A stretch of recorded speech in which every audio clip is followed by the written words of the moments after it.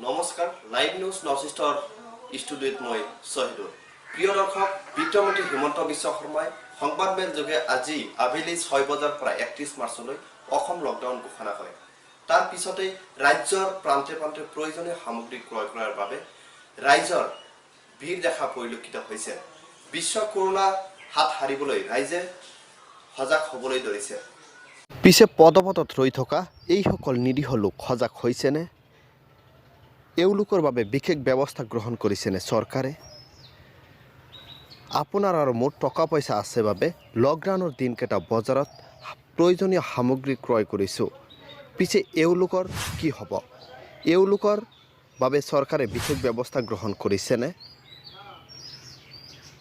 নে এনেদৰে পদপথত ৰৈ থাকিব এইসকল নিৰীহ লোক ব্যুৰো ৰিপৰ্ট